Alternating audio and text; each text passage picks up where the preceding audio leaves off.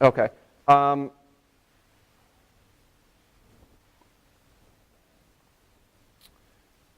want to bring in Nate Haskell then. We're going to skip ahead a little bit. Nate runs our transactional department and is our go-to for any kind of SEC question, any kind of investment, any kind of financing question. This is a part that I know nothing about, so he has generously stepped in to answer some questions and do a brief presentation on financing and banking concerns. I would really like to revisit dispensaries. Yes. I really want to hit financing and banking because I think this is going to be important regardless of the entity that you're but if we have time, I will definitely get back to dispensaries, and I'm happy to talk with you afterward. All right, go for it.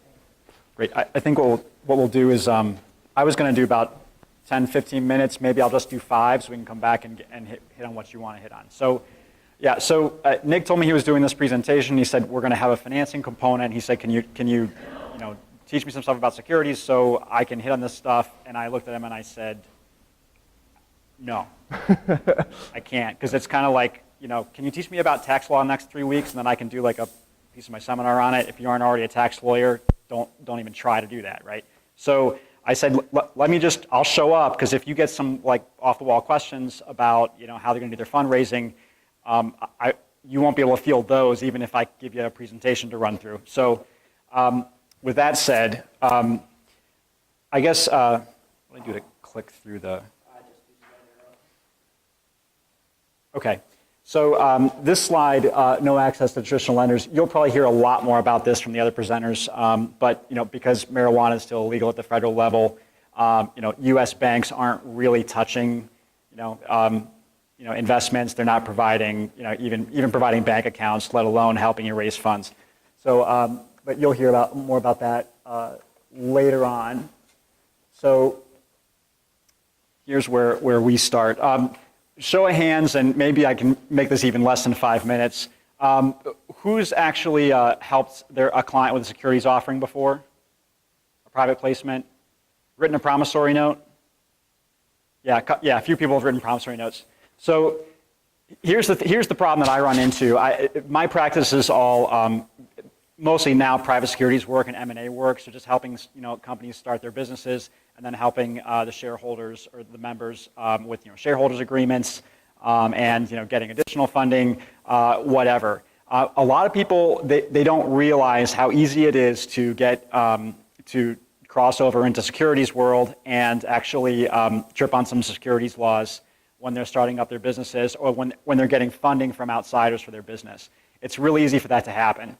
So that's sort of what this is about. Now, the securities is a huge world. Public and private offerings. There are all kinds. There's a kind for every type and size of business, and obviously with medical marijuana businesses, there are some that are more likely than others going to happen for your clients. So the probably category up here is where most startup medical marijuana companies are going to be. Family members, friends, couch cushions. That's what you call seed money. That's where they get the money to start their business, right? Next thing would be like private offerings, sort of like pass the hat. Just try to find some folks who are wealthy individuals who invest in startup companies and see if you can get some money that way. Private equity, got a typo in the slide because long story. But private equity is, if you can use a private equity firm to do a larger private offering, and we'll talk more about that later. In the maybe category is venture capital and angel investors.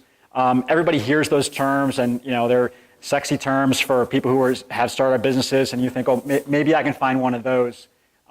Someone who actually works in that space, they have an idea what those things are. Like, what's really an angel investor? Are you really going to interest in angel investor? If you use the word angel investor with a startup company, a lot of, I think, people in the startup world would say, an angel investor isn't going to be interested.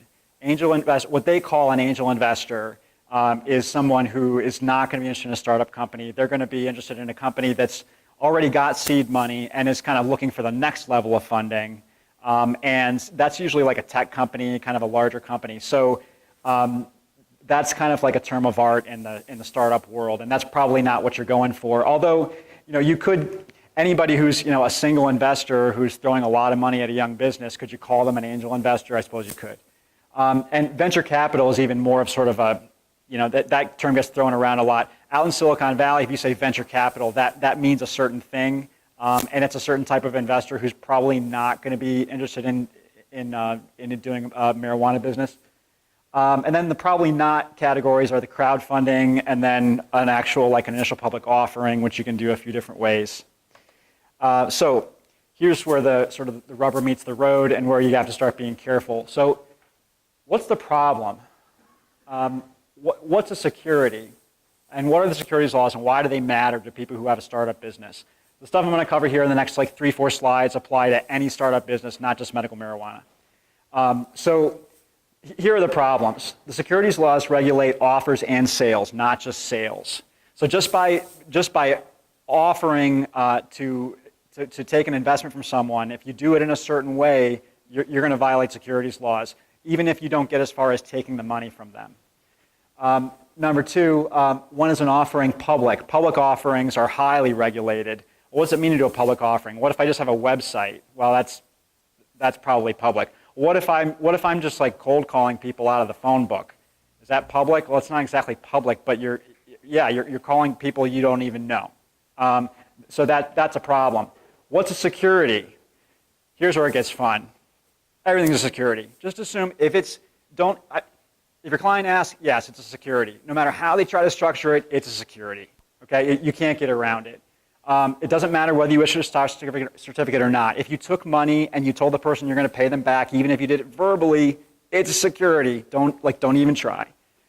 Is an interest in a partnership or an LLC a security? Definitely, absolutely, positively. Derivative instruments like options, all those, anything. If you're taking money and there's any kind of contract involved, it's a security. This last one was a fun one. I actually had a client look this up and argue with me about this. It was one of the early in my career, so I actually had to go look it up and double check. He said, look, I found in Article 9, it says promissory note's not a security. And I said, he said, I found it in the Ohio Revised Code. And I said, you're kidding me. I said, a promissory note's a security. Under federal law, it's definitely security. You found something in the Ohio Revised Code that says it's not a security? Yeah. And then he gave me the site, and I look at it, and I'm going, oh, that's Article 9. Like that's totally inapplicable to securities laws. So 1707 is where, for the attorneys in the room, that's the chapter in the Ohio Revised Code where securities are addressed.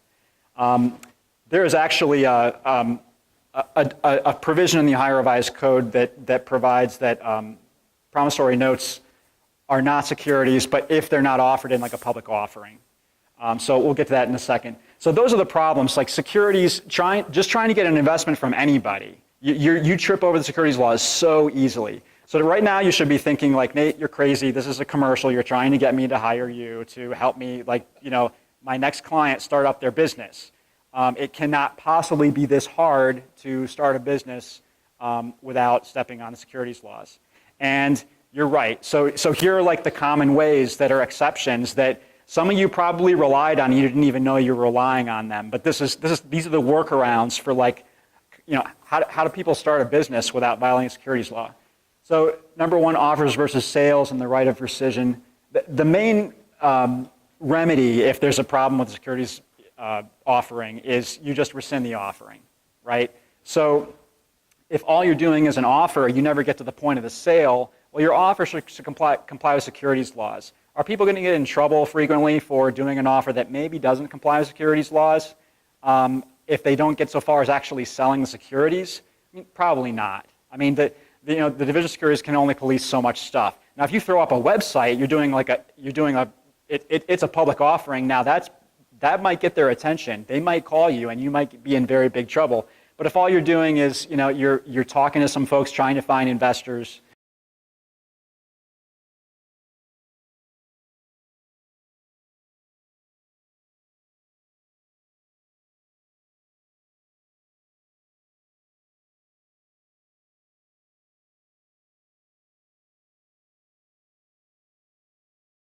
You never get as far as selling it.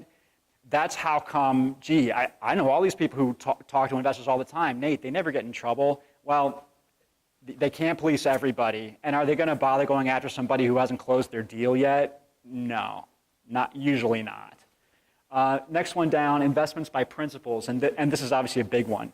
So there are two things here. The basic concept is, there's case law out there that says what a security is. And I just got done telling you that everything is a security. And that's kind of what you should assume. But obviously, what if it's your own business? Like, it's my business. Like, the securities laws aren't there to protect, people from themselves. So it's my business. And so that's an easy one. Now, what if you have a partner and they're involved, once a month, and they're on your board, and you make them executive officer, and they don't really help you with the day-to-day stuff, but they're on your board. They come to meetings once in a while. They're an executive officer. Are you safe there? Yeah, you're probably safe there. Like, in other words, the law will say, that's not a security. That guy's running the business. That guy's running the business. The problem's going to come, like, what if your business has, more than 10 people? What if it has 5 or 10 people, and maybe a lot of those people really aren't involved? Are some of them on the board only in name, like they really don't do squat? Or they're an executive officer, they don't do anything? The regulators could look through that and say, no, that doesn't work. You don't get to rely on this exception that, oh yeah, they're on your board, it's part of their business, it's not a security. If it's like a sham, it's got to be bona fide. Third bullet point up here, less than 10 equity investors. So there's a specific exemption in the Ohio Revised Code, in the Administrative Code, if you're doing equity and there are less than 10 investors. That's a rule of thumb I think a lot of people use, for small companies. Next one, public. What does public mean? And Rule 506C. We may not have time to cover all that, so I'm going to skip down for now. Promissory notes, we talked about that. These are the 2 code sections that you're going to need if you're going to do. That's going to happen. Like, if you're doing anything with small businesses, you're going to write a promissory note someday. And it's good to know if that promissory note is from someone who isn't really involved in the business, if they aren't like a board member, director, officer, like really significantly involved, then you are issuing a security and you got to have an exemption. But there's one in Ohio that I think it covers. You can look that one up. I think it covers up to 10 investors, like the other one. And that does not include directors and officers, because directors and officers are, if they donate money, they loan money, that's not a security. And then, in terms of last resort, there's always 4.2. 4.2 is a federal exemption. It's actually just Section 4.2 of the Securities Act, like the 1933 Act, and that's just if it's not a private offering, it's usually not a violation of, of the securities laws. But securities practitioners never rely on that if they can help it, because it's just sort of there are safe harbors in the securities laws that you can use to make sure that your offering doesn't get nailed by the SEC or by a state regulator, and practitioners try to squeeze you into one of those safe harbors all the time. That we very rarely will just rely on 4.2 to say, well, it's a private offering, so it's not public, so it's not violating federal law. Plus the fact 4.2 is just federal; it doesn't cover state. Every state has its own securities laws, and you have to comply with those in all the time.